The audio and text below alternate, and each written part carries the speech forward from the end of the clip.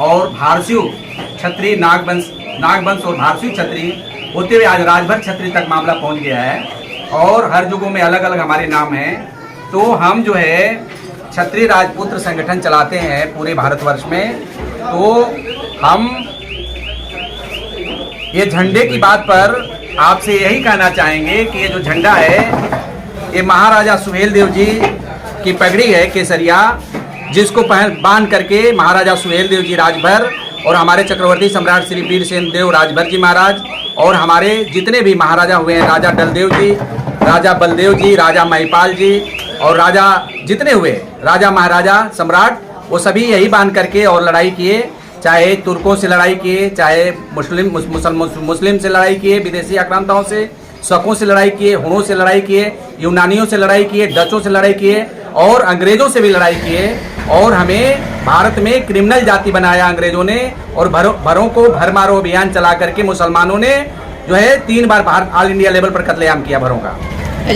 नेताजी संगठन चलाने में भैया, ये जो अब चर्चा करेंगे, ये जो चुनाव जल्दी समर एक बहुत बड़ा समर चला था घोसी उपचुनाव को लेकर के, आप कह रहे हैं कि हमने क्षत्रिय राजपूत संगठन भारतवर्ष संगठन आप लोग चलाते हैं और ये भी कहे हैं कि हम ये भारतीय जनता पार्टी के। आपने पूछा कि आप किसको समर्थन करते हैं, मैंने बताया मैं भारतीय जनता पार्टी को समर्थन करता हूं। इसलिए समर्थन करता हूं कि भारतीय जनता पार्टी हमारे पूर्वजों के इतिहास को पटल पर लाया, चाहे वो पूर्व मुख्यमंत्री श्री राजनाथ सिंह जी हो, चाहे जो है आपके अभी वर्तमान मुख्यमंत्री जो है योगी आदित्यनाथ जी हैं, या हमारे भारत के यशस्वी प्रधानमंत्री नरेंद्र भाई मोदी जी हैं। तो हमारे महाराजा सुहेलदेव जी को राष्ट्रीय सम्मान दिया, जिसकी मांग हम लोगों ने किया था। उनके नाम पर जो है 40 फुट की ऊंची प्रतिमा बहराइच में लगाई है और पर्यटन केंद्र 2,500 करोड़ रुपए का दिया। इसके बाद जो है ट्रेन चलाई सुहेलदेव सुपरफास्ट गाजीपुर से हम लोगों की मांग पे जो है विश्वविद्यालय खोला गया आजमगढ़ में और महाराजा सुहेलदेव राजभर जी के नाम से चौराहा भी दिया गया। अच्छा नेताजी, आप हर सुविधा पब्लिक को दिए हैं, लेकिन पब्लिक इस घोसी उपचुनाव में आप लोगों को करारा झटका दे दिया है, करारा हार का आप लोगों को सामना करना पड़ा। इसमें क्या कहना चाहते हैं पब्लिक को, किस वजह से लोग आप लोगों से नाराज होकर के अन्य दलों को विजय यानी सुधाकर सिंह को जिता दिए? देखिए, घोसी चुनाव में ओम प्रकाश राजभर जी ने खड़ा होकर बोला, दारा सिंह चौहान जी के बगल में खड़ा होकर बोले कि ये चुनाव मैं लड़ रहा हूं, डंके की चोट पर उन्होंने बोले। जबकि ओम प्रकाश राजभर जी के कथनी करनी में भारी अंतर है। उनके कृतित्व और व्यक्तित्व को अगर तराजू पर रखा जाए पलड़े पर, तो उनका जो है कृतित्व व्यक्तित्व का जो है काला इतिहास भारी हो जाएगा और उनका कोई काम नहीं है। अच्छा नेताजी, जो ये दल और दल बदलू का बात आ रहे थे, पब्लिक लोग कह रहे थे कि दल इधर से जो दल बदलू है, दल इस दल से उस दल में घोसी की पब्लिक ने एक बात कही कि हम बाहरी को भगाएंगे और उसने भगा के दिखा दिया। मैं घोसी से चुनाव लड़ा था 2007 में और वहां पर मैं जानता हूं कि घोसी की जनता कितनी स्वाभिमानी है। घोसी की जनता ने कहा बाहरी को भगाओ, क्योंकि बाहरी जाति के नाम पर आते हैं, चाहे चौहान हो, चाहे राजभर हो, चाहे जो भी जाति हो, जात के नाम पर आते हैं और जाति के लिए कोई काम नहीं करते हैं। वो काम करते हैं माफियाओं के लिए, गुंडों के लिए, पूंजीपतियों के लिए। जबकि ओम प्रकाश राजभर भी कहते हैं कि मुख्तार अंसारी हमारा जो है चेला है, तो ब्रजेश सिंह हमारा चेला है। ये सब बात कहते हैं कि मैं जो है राजनीति का वो पटरी छोड़ करके और गुंडे माफियाओं का जो है नेता बन जाते हैं। इस पब्लिक के गरीबों का, गरीब का, शोषित का, दलित का, मजलूम का, पिछड़े का, चाहे सामान्य का कोई बात नहीं होती है।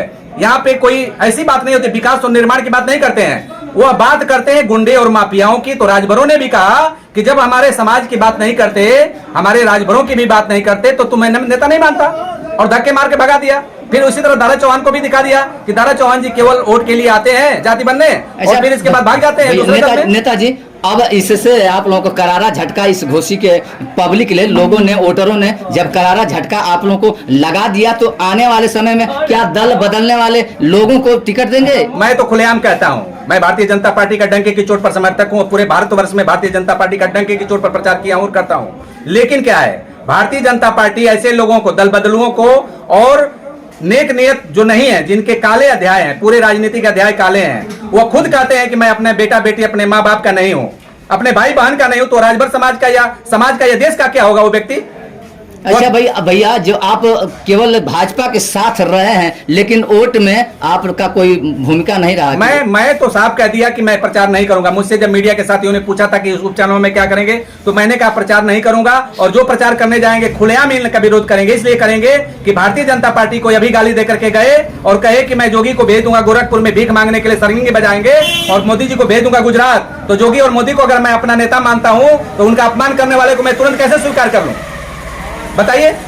नहीं तो जोगी जी के फरमान पे इनको टिकट मिला था। जोगी जी देखिए, राजनीति में उनकी जो भी मजबूरी होगी, उनकी मजबूरी होगी, हमारी कोई मजबूरी नहीं है। हमने कोई एग्रीमेंट नहीं किया, हम स्वतंत्र नागरिक हैं भारत देश। अच्छा भाई, आप लोग चिल्ला कह रहे थे कि भाजपा को जिताओ, भाजपा को जिताओ, अंदर से आप लोग खसके थे। और वहाँ पर हम लोग कहीं कोई चिल्लाए नहीं है। जितने कार्यकर्ता हैं जिनका अपमान हुआ है, आप भी चाहते थे कि सुधाकर जी जीत जाए? बिल्कुल, सुधाकर सिंह जीत की बात नहीं थी, यहाँ इनके हराने की बात थी। यहाँ ओम प्रकाश राजभर का गरुड़ तोड़ना था, यहाँ दारा चौहान का गरुड़ तोड़ना था। ये जाति के जो ठेकेदार हैं पूरी जाति का वोट पाकिट में लेके घूम रहे हैं और जाति के लिए कभी भी आवाज नहीं उठाते हैं। जब राजभरों पर जुल्म होता है, जब चौहानों पर जुल्म होता है, तो ये कहीं नजर नहीं आते हैं। अभी आपने कहा था कि चिल्कार में दलितों को जो सामंतवादियों ने चाकू मारा और कि कोई दलित नेता नहीं पहुंचा, उसी तरह से ओम प्रकाश राजभर हत्या हो, बलात्कार हो, लूट हो, चाहे कुछ भी हो, राजभरों के साथ कहीं नहीं जाते और मरे जिए में तो नहीं जाते। अपने क्षेत्र का मैं जौहराबाद कराने वाला हूँ। नेताजी एक बात और गोसी में जाके जिताएंगे। नेताजी एक बात मेरे सुनिए, आप लोग भी समाज की बात कर रहे हैं। वह अनुसूचित जात के लड़का है जिसको चाकू लगा है और सामान्य जात के लड़के ने उसको चाकू मारा है। इस पे आप लोग तो हितैषी का बात, आप भी हितैषी की बात करते हैं कि मैं समाज में दौड़ता रहता हूँ। गए हैं कि नहीं गए? मैं दलित सुरेश राम हत्याकांड में प्रोटेस्ट करने में मुलजिम बना और मेरे ऊपर 7 CL एक लगा है गाजीपुर के जंगीपुर थाने पर। मैं किसी संघर्षों से नहीं पीछे हटता। अगर मुझे सूचना मिली, गए हैं कि नहीं? नहीं, मुझे सूचना नहीं है, मैं आपके मुंह से सुन रहा हूं। मैं अभी आया हूं, मैं गाजीपुर से आ रहा हूं, मुझे अभी जानकारी मिली आपसे कि इस तरह की बात है और मैं वहां जाऊंगा। ऐसी बात नहीं जाइए वहां।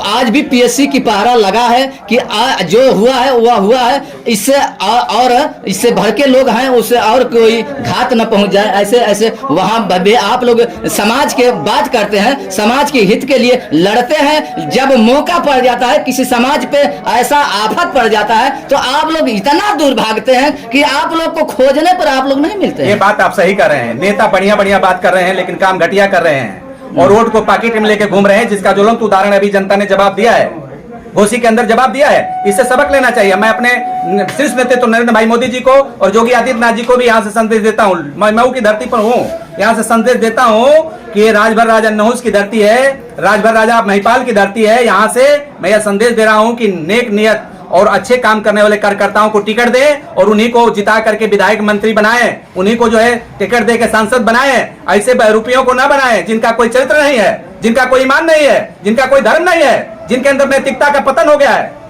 अच्छा नेताजी, जिस पार्टी से आप लोग मिलान करते हैं, भाजपा हो गया, आप हो गए, जिस संगठन को लेकर के ढोते हैं, जिस संगठन की बातें करते हैं, जिस संगठन की आप चिल्लाहट जो आपके मुंह से निकल रहा है, तो आप लोग उनके साथ थे। एक परिवार में सभी लोग एक ही साथ थे, फिर आप लोगों के बतिया को पब्लिक नहीं मानी है और दूसरे की तरफ चली गई। ये बात नहीं है। वहां पर चुनाव जो हो गया वो कार्यकर्ता बनाम नेता का चुनाव था, यानी दारा चौहान और ओम प्रकाश एक थे और सभी कार्यकर्ता, सभी दलों के कार्यकर्ता एक हो गए।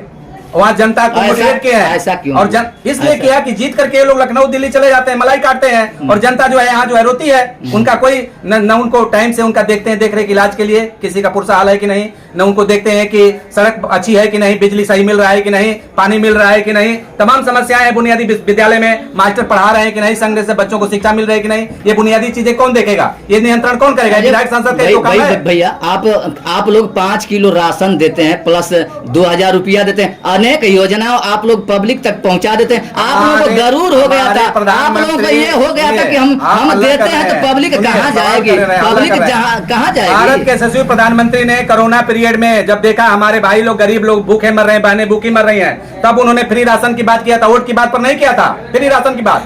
इस चुनाव में चिल्ला रहे थे क्या कि मैं राशन देता हूँ, प्लस पैसा देता हूँ, प्लस ये करता हूँ, योजनाओं को हर लोगों पे 200 रुपया कम कर दिए थे उसी चुनाव में, 200 रुपया कम कर दिए थे उसी चुनाव में, गैस का 200 से पब्लिक मानेगी। विकास और निर्माण में जो नरेंद्र भाई मोदी का योगदान भारत के इतिहास में है, राजनीतिक अब तक इतिहास में इनका कोई दूसरा मिसाल नहीं है, ना कोई दूसरा सानी है। उसको चाहे अन्यथा जिस रूप में आप राजनीतिक दल लें, चाहे हमारे विरोधी साथी लें, लेकिन नरेंद्र भाई मोदी और योगी आदित्यनाथ ने जो शांति और व्यवस्था में योगदान दिया है उत्तर प्रदेश में, जो लॉ एंड ऑर्डर बनाया है, कोई मुख्यमंत्री नहीं है। नेताजी एक कड़वा सवाल रहेगा, बड़ा लगेगा,